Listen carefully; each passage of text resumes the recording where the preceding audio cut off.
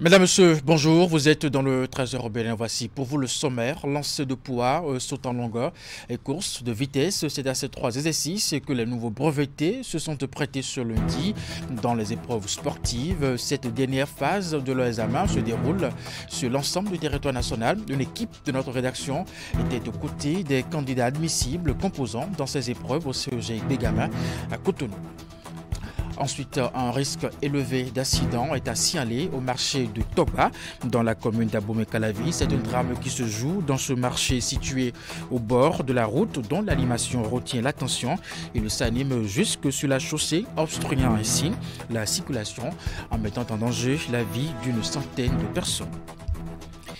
Et puis enfin, nous irons à la rencontre d'un trio d'ambianceurs qu'on aperçoit souvent les week-ends le long de la plage d'Erevan en cette période de vacances pour des besoins de distraction pour enfants et les jeunes. Notre trio d'ambianceurs propose à certaines personnes des instants de musique.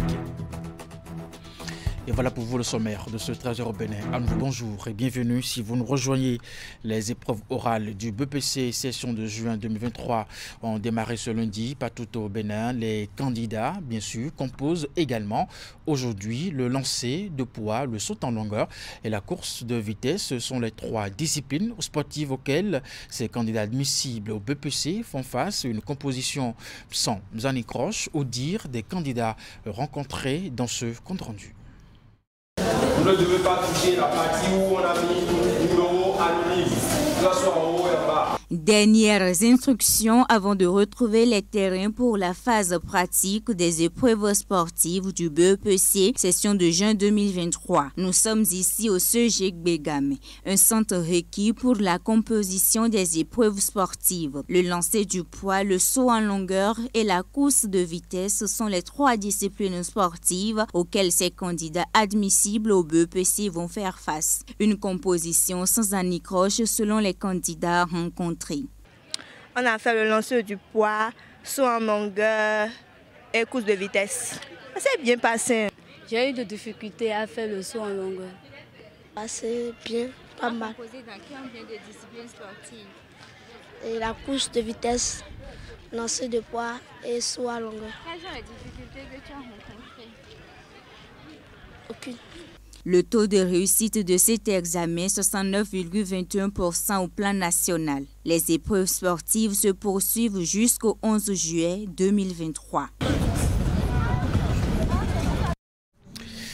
L'école primaire publique Tokba Zungo Sud est une école publique située dans la commune d'Abomey-Calavi, juste en face de l'université d'Abomey-Calavi, avec un sans faute à l'examen du CEP 2023. Cette école manque de nécessaire en termes d'infrastructures. Une équipe est allée visiter l'école. Suivez ici le reportage de Esther Tofal, Elvis Tonoukouen. 100% au certificat d'études primaires, session de juin 2023. Et pourtant, voici l'état de l'EPP Tokba Zungo Sud.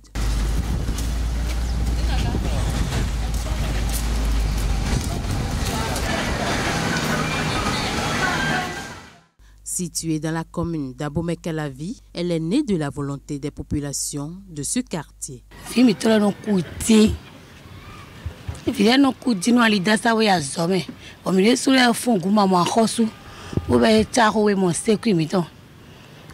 Nos enfants meurent trop en traversant les voies pour aller à l'école. Nous sommes donc allés voir le chef quartier avec la proposition de créer une école. Il a soutenu le projet ainsi que les autres parents. On a commencé avec 3 classes et nous voici à 6 classes.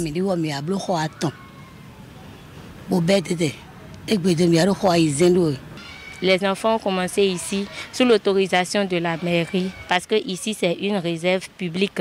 Entre manque de matériel didactique et commodité, l'école primaire publique Tokba Zungo Sud, première école primaire située sur l'axe Carrefourita vers Bidosessi, est confrontée à de nombreuses difficultés. Nous n'avons pas de latrine, nous n'avons pas de salle de classe en matériaux définitifs.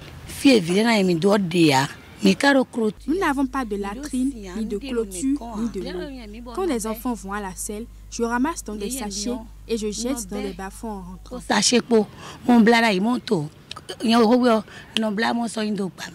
À bout de force, Les autorités de l'école et du quartier lancent un cri de cœur à l'endroit des gouvernants. Elles plaident pour de meilleures conditions de travail et d'apprentissage. Les autorités à divers niveaux impliquées dans le système éducatif, qu'ils fassent un effort de venir au secours de ces enfants.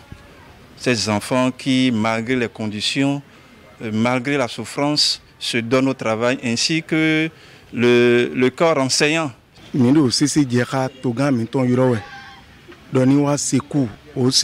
appelle au secours notre président Patrice Talon. On appelle également à l'aide notre maire, Angelo Arwandinou, et le chef d'arrondissement. On a besoin de latrines, de clôtures et de l'eau potable. Et nous essayons de joindre les autorités à divers niveaux pour les demander de venir à notre secours. Avec un effectif de près de 300 écoliers, l'école primaire publique Tokpa-Zungo Sud fait partie de l'une des meilleures en matière de taux d'admission au CEP 2022, 98%, et 2023, 100%. Au regard de ces bons résultats, cette école ne mérite-t-elle pas mieux?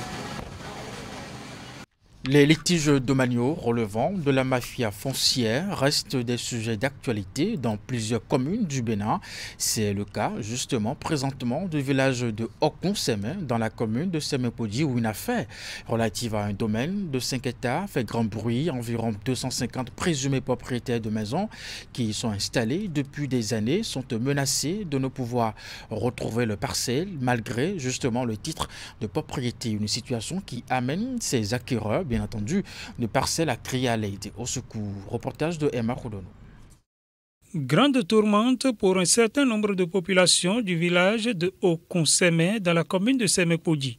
Environ 250 propriétaires de maisons ne savent plus à quel saint se vouer car menacés d'être délestés de leurs biens immobiliers malgré leur titre de propriété dûment signé par les chefs villages successifs et la mairie de Semepodi. Ils prétendent avoir subodoré le danger qui les guette quand des agents du cadastre envoyés sur le terrain ont refusé de les enregistrer sous prétexte que dans les plans, le domaine serait inoccupé. Une information plutôt surprenante pour eux, car occupant le domaine depuis plus d'une vingtaine d'années pour certains. Et lorsque l'opération de recensement a été lancée, on a demandé à ce que les agents de cadastre puissent enregistrer les propriétaires, les présumés propriétaires. Donc, on a constaté qu'avec beaucoup d'amertume, qu'on a été laissé. On s'est dit, mais qu'est-ce qui se passe? On s'est rapproché des agents recenseurs. Ils nous ont dit que le domaine est vide, qu'il n'y a personne sur le domaine. Le domaine est vide, il n'y a personne sur le domaine. Ce n'est pas possible. Mais qui vous a dit ça?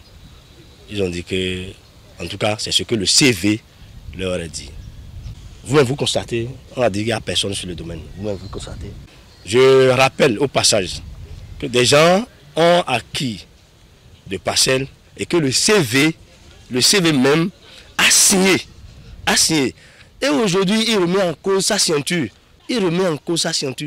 Donc, nous, on n'a pas compris. Il dit, on va te dire, on va te pas 2010, il y a un bateau filé. Dit, il y a un état de l'île pour 2007.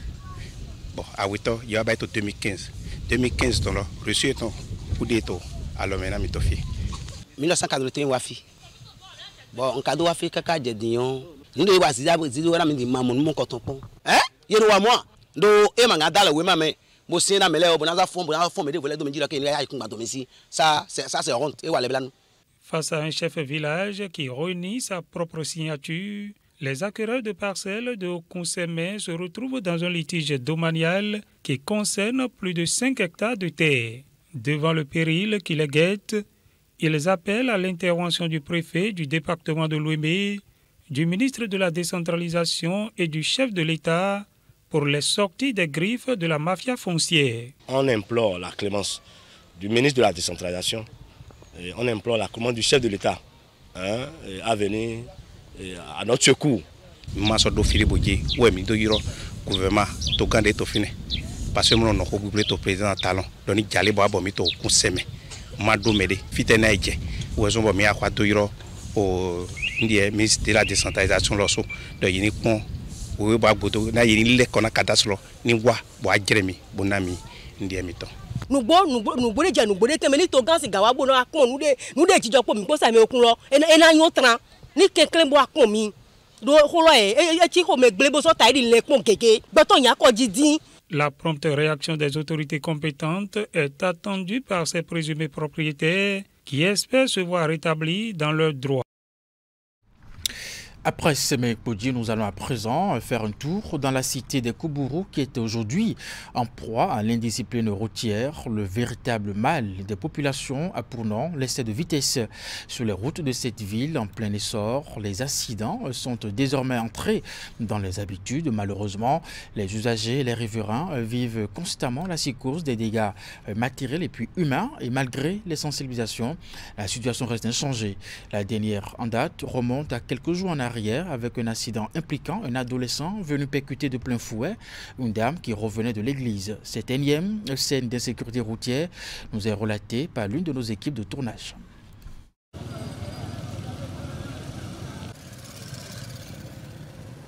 Voici l'habituelle, mais alors traumatisante scène à laquelle se sont désormais accoutumées les populations de Parakou. Les cas d'accident sont légion et ne semble nullement préoccuper les autorités de cette belle cité cosmopolite. Ici, à Gorobani, le dimanche 14 mai 2023, cette dame agonisante était loin d'imaginer qu'après avoir prié Dieu à la messe, elle devrait également supplier les riverains pour qu'ils l'aident à rejoindre un centre de santé dans les plus brefs délais. Alors, c'est le pasteur, non? On vous a appelé que l'un de vos fidèles ont fait accident. Vous êtes encore loin. C'est en arpentant ce carrefour, après avoir pris toutes les mesures de sécurité, qu'elle se fera brutalement faucher par un adolescent qui roulait à tombeau ouvert. Le résultat est sans appel. Merci.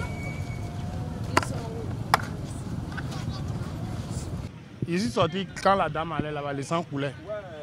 Donc j'ai essayé de chercher un pagne pour l'aider à bander son pied. Et tout ce que j'ai pu faire. Comment l'appelle-t-on? Il veut fuir. Non, il pas fuir. Comment ils m'ont vu? Dans le quartier ici. On vous aussi, pardon. Le petit filait trop. Et c'est ce qui a causé tout ça. Ben, s'il ne filait pas, vous pouvez éviter ça. Il est pressé pour aller où? La vie, c'est vu une seule fois. Et la dame, j'ai vu que le pied de la dame est fendu. C'est la vitesse qui a causé tout ça là. Et un rond-point, tout ça prend à l'école. Mais quand ils arrivent sur la voie, ils oublient tout. On ne sait pas. Voilà la femme maintenant, elle est blessée. Comment on fait? Qui va prendre soin d'elle? On ne sait pas. C'est pas bien. Mon petit, échangez un peu. Quand les parents vous achètent des motos là, c'est pas pour faire la vitesse. La vie là, c'est une fois, c'est pas deux fois. Quand tu pars là, tu es parti. Non, allez devant, vous allez sortir par là. Trisik, Mohamed, moi bougez moi pour moi. Comment on appelle-t-on? On va dans tel hôpital qui supporte, qui gère. Voilà, qui gère. Parce que vous m'avez sollicité, je suis arrivé, j'ai pris la dame, je ne sais pas comment ça s'est passé. On va à l'hôpital. Les riverains expriment leur indignation parce que les excès de vitesse sur la route et les nombreux accidents qui en découlent commencent par exacerber. Les dommages collatéraux de cette indiscipline routière sont légion et multiformes. Mais le hic, les autorités à divers niveaux, y compris le Centre national de sécurité routière, semblent perdre leur latin face au phénomène. Cette ville, en plein développement infrastructurel, nécessite un meilleur plan de sécurité routière pour protéger les usagers et les riverains. Une sensibilisation généralisée qui doit prendre en compte les rues secondaires qui animent des séquences de cascades. Des talents sportifs certes, mais que ces enfants devraient s'interdire d'exporter sur la chaussée. Je vous l'annonçais en titre, les jours de marché sont des jours d'animation où tout le monde souhaite vite vendre et puis acheter. Dans les marchés situés au bord de la route, c'est une autre animation qui retient l'attention. C'est le cas du marché de Toba dans la commune d'Abomey-Calavi qui s'anime jusque sur la chaussée, obstruant ainsi la circulation. Une équipe de la rédaction s'est rendue sur les lieux et voici le compte rendu. Un regard lancé vers le marché de Toba à une distance de près de 1500 mètres, nous a suffi pour faire un constat hallucinant. La chaussée se trouve envahie par vendeuses et clients, une situation qui crée une obstruction du tronçon Carrefour-Kota-Togba.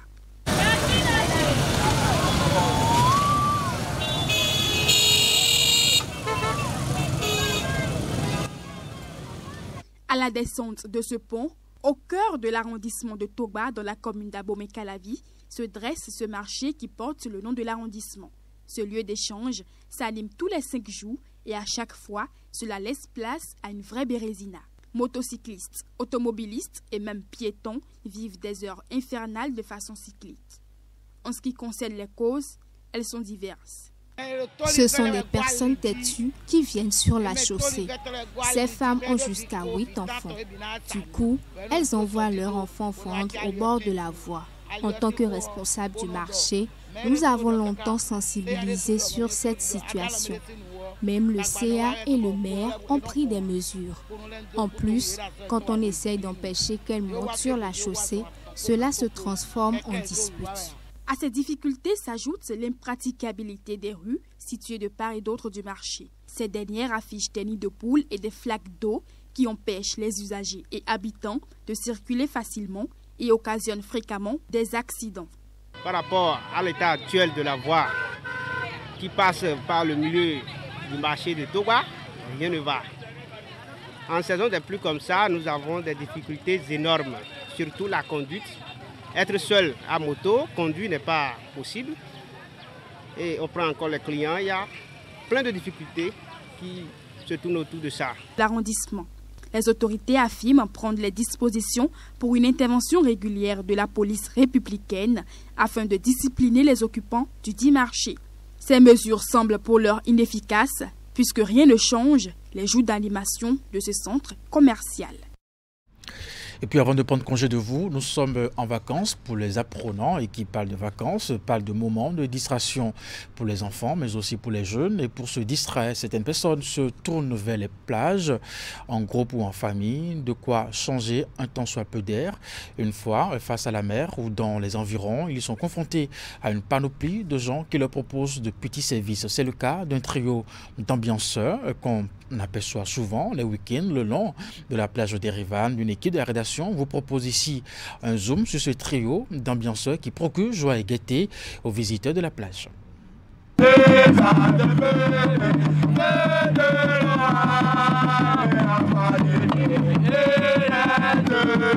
Voici un trio hors du commun. Il est composé de Joseph, apprenti menuisier, Corneille, apprenti peintre, et Philippe, apprenti vitrier.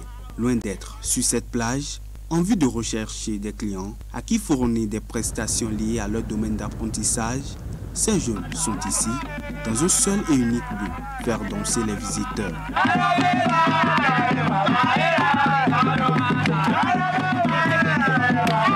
Vêtus le plus souvent d'une tenue locale, ce groupe d'ambianceurs créé depuis près de 3 ans est présent sur cette plage des Rivanes tous les week-ends dès l'après-midi.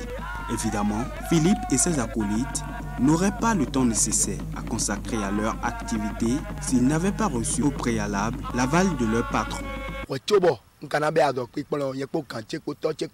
Avant que je n'entre en apprentissage, mes parents, mon patron et moi avions discuté. Déjà à partir de jeudi, on ne trouve plus assez de temps. J'ai également demandé à mon patron qu'il va me donner la journée du samedi. Le dimanche est mon jour de repos normal. Pas lui-même sait que je me débrouille. Donc samedi, les samedis, ils sont au courant des répétitions. Donc c'est ainsi que moi, je me libère les samedis pour venir jouer avec mes amis. Afin de bien accomplir la mission qu'ils se sont attribuée, ces jeunes apprentis se servent de différents instruments, leur voix pour chanter et des tam-tams pour faire danser leur vis-à-vis. Il leur arrive par ailleurs d'esquisser quelques pas de danse en vue d'inciter ou d'accompagner ces derniers. Dans ce registre, ils sont capables de vous dérouler tout le rythme du pays.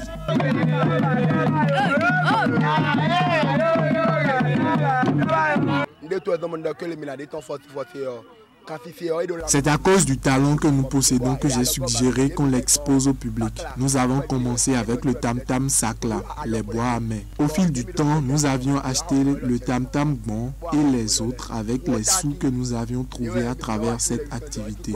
Nous voulons juste de l'aide. C'est comment faire pour joindre les deux bouts qui nous poussent à faire cela, quand bien même nous menons tous des activités. On a commencé un peu à la maison, on a fait des répétitions et nous avons dit que comme c'est notre don là, on va faire sortir ça. C'est pour ça qu'on a commencé par sortir pour venir à la plage pour chercher un peu d'argent. Lors des séances de répétition, ce trio d'ambianceurs ne se contente pas de travailler sur les chansons et les rythmes connus. Il a aussi l'esprit créatif. Des fois, nos parents, des fois, je crée parfois des rythmes. Nous répétons aussi des rythmes déjà connus. Ça me vient parfois comme de la tout. Et je crée la musique et je la chante. Dès que je commence, mes collègues l'enregistrent sur les téléphones et on se l'approprie. Avec ça, enfin, émerveillés par le spectacle, les visiteurs de la plage expriment leur satisfaction. Non, avec ces trois jeunes-là, j'ai aimé ça. C'était très cool. Parce qu'ils ont bien joué, Et j'ai bien dansé, c'est très cool, j'aime ça. Ce qui vient de jouer là, bon, moi je suis idéen, j'aime ça. C'est notre tradition. Nous on aime cette danse-là. Bon, on a bien dansé, bon, ils ont bien joué parce que il faut qu'on les apprécie un peu plus beaucoup quoi, pour qu'ils continuent dans leur domaine.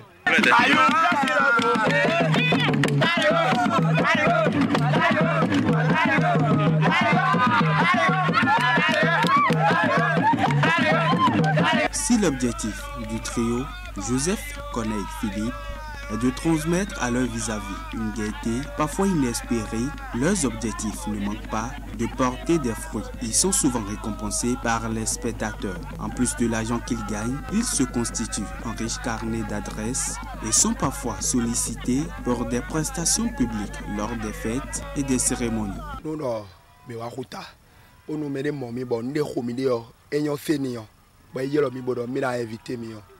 Quand on joue sur la plage et que les gens nous abordent pour nous inviter sur des événements, nous demandons le lieu. Pour nous, l'essentiel, c'est le déplacement. Dès qu'ils nous gèrent le déplacement, nous allons sur les lieux. C'est en fonction de notre prestation qu'il va nous récompenser. Nous autres, nous allons satisfaire les attentes vis-à-vis de nous. Notre priorité, c'est la satisfaction du client. La rémunération peut venir après. Les gains ainsi obtenus font l'objet d'une gestion rigoureuse. Par exemple, nous avons 15 000 dions. Nous avons 2 000. Nous avons économie. Nous avons sous-temps. Donc, si on gagne par exemple 15 000 francs CFA, on épargne 2 000 francs dans l'optique de pouvoir réparer aux besoins nos instruments. Et le reste, on se le partage. On ne dépense pas tout ce qu'on gagne. Si on gagne par exemple plus de 20 voire 30 000 francs, on épargne 5 000 francs. Intervalle de 30 000 habits, 20 000 au moins 20 000 au moins 5 000 ciments. De quoi leur permettre de joindre les deux bouts. Dans une société comme la nôtre, où la jeunesse est de plus en plus portée vers les activités génératrices de gains faciles, le groupe d'ambianceurs formé par Philippe et ses acolytes est sans doute un exemple à suivre.